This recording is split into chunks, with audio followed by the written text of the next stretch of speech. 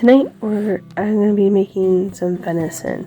This is one of my favorite ways to eat it, so I will bring you along.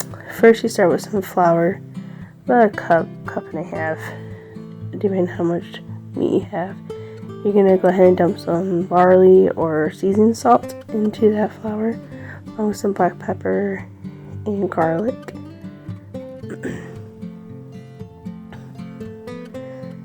Garlic. I love that big bottle of garlic. I got that from Save-A-Lot.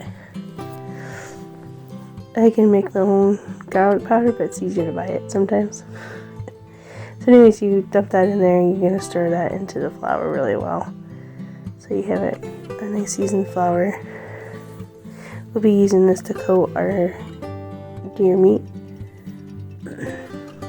Just mix up with a fork. So I'm using venison steak.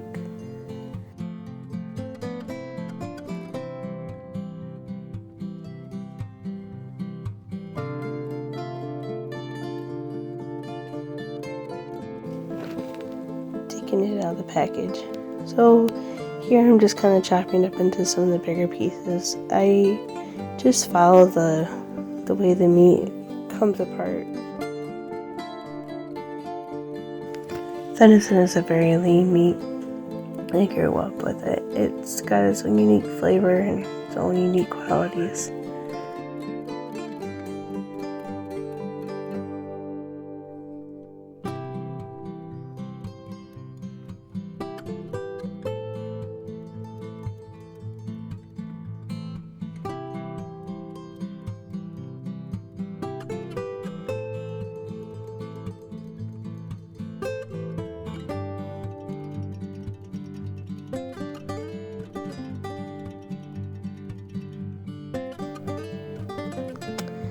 And then my dog likes to eat the trimmings off from what I got. So if you got a dog or even a cat, they do enjoy their venison.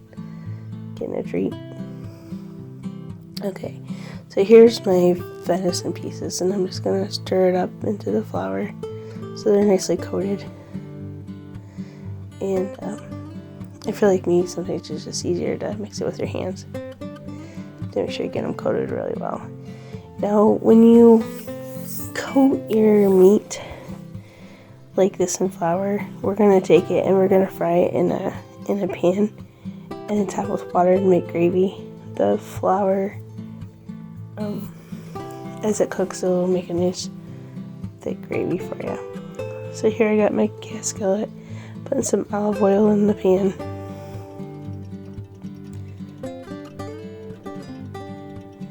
And you want to let it get hot, and then you're just gonna pile the pieces into your cast skillet or whatever. If you got stainless steel pan, whatever you have, it doesn't really matter.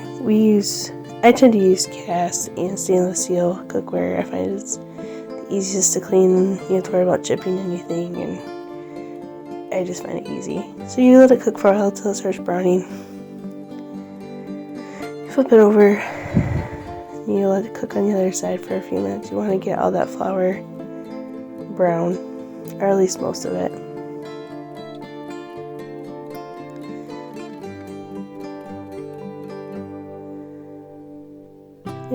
When you brown the flour, it adds a nice flavor to it.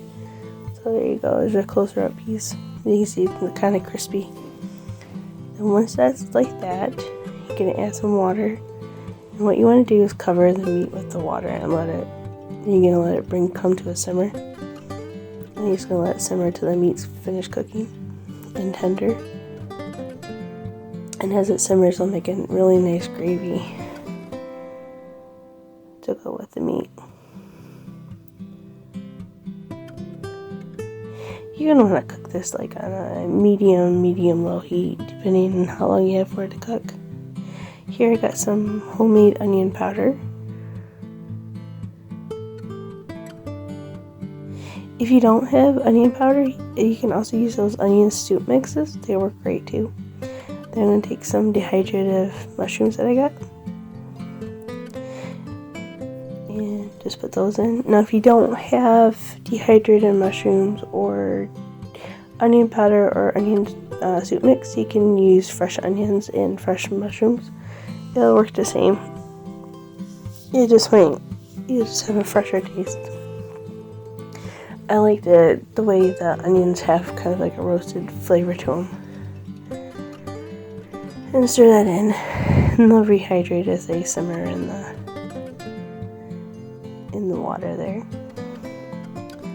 Once you get that mixed in, you're just gonna cover it with a lid and let it cook for a while.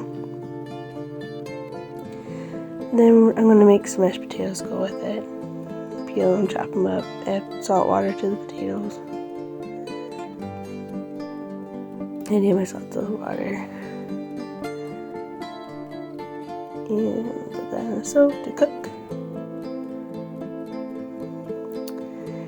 My husband's mom and grandfather made some freezer corn last summer, so I'm going to use up some of that.